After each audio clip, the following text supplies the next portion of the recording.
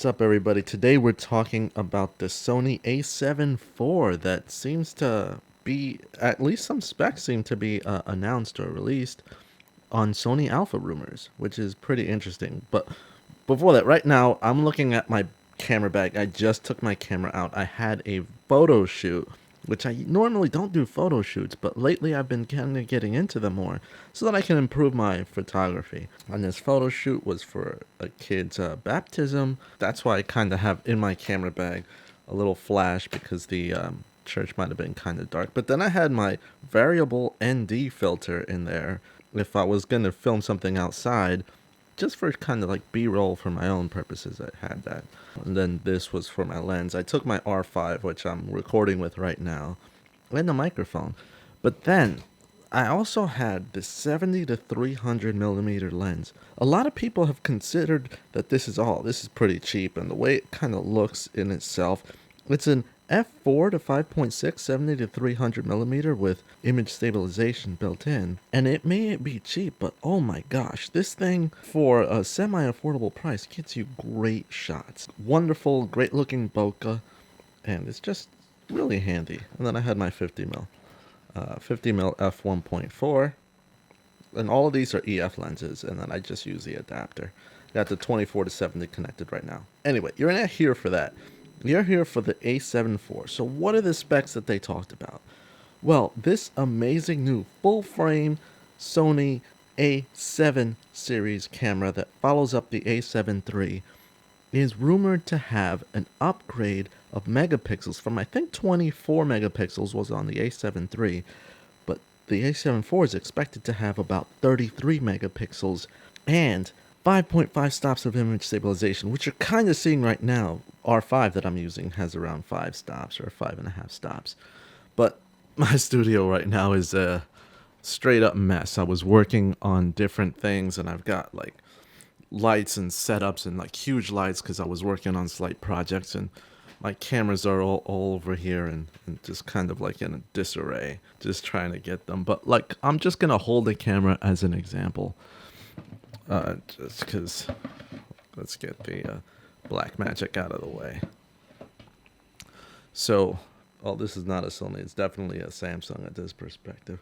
So 5.5 stops of image stabilization. We're going to expect that, or at least I would expect that it's going to have dual card slots. And I would hope that it has dual card slots. If it doesn't, then that's pretty sad. But dual card slot that'll be both SD and CF Express Type A compatible. Flip screen if they're smart and follow the Sony A7S III formula, which I think they might lean towards that because this is more geared towards like enthusiasts, not so much professionals, but an enthusiast. And it'll have probably a good viewfinder. Hopefully they have a better menu system for the Sony as well, because that would be huge. 4K 60, it should be the standard, because you know what, 4K 30, this camera right here is a Samsung camera, and this Samsung camera is 5+ years old at this point, and it does 4K 30, and it's got a wonderful working touchscreen for menus and different items, so I can scroll the menus, total touchscreen, not a problem, change things easily, it's very responsive. I can touch to autofocus in different spots as well, so very responsive, cool camera. This is 6 years old. Sony's got to catch up. Come on, it's 6 years later. Have an active touchscreen that actually works. And I think they'll have a winner on their hands if they give you 4K 60, no overheating, full width of the sensor when you're doing those modes, and have good color profiles.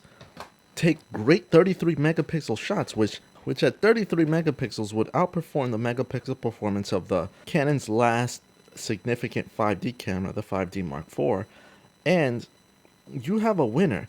And if they price it anywhere within the price of the R6, I am really tempted to say that the better choice between the R6 and the A7 IV would definitely be the A7 IV, especially if their price is pretty much close, because at that point you'd have Sony out-speccing the R6 in many ways. And the R6 came out in 2020, so in 2021 you gotta step up from the competition.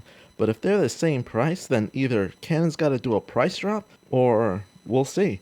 But Sony would be smart to have it at $2,500 or maybe 2000 when they sold the A7 III, it was 2000. If they do like the Sony A7 III for the A7 IV and sell it at $2,000, no brainer, you get the Sony. Like, come on, you get the Sony. Unless you're highly invested in like Canon glass or Panasonic glass and you don't want to move over.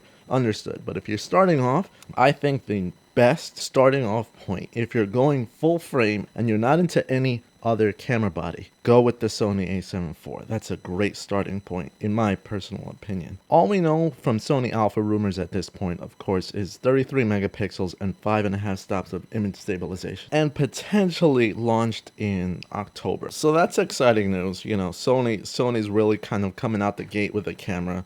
Just like they countered the R5 with the A7S III and the A1, a two-camera combination, whether you prefer photos or video. But the R6 went unanswered for a while, and now you're going to have Sony's answer to the R6 in a very tempting body, the A7 IV. But let me know what you guys think about that news while I hold my Samsung camera out. I still love this thing. I have two of them. I'll be interested to see what the comments have to say. As always, thank you, subscribe, like, and I'll see you guys next time. Bye-bye. Ah, man, I gotta clean up this camera bag and everything like that and take everything out. One thing I always do for every type of shoot is whenever I'm shooting, my camera bag's always different. So I've seen those videos that are like, what's in your camera bag?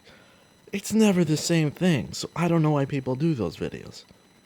Anyway, see you guys later.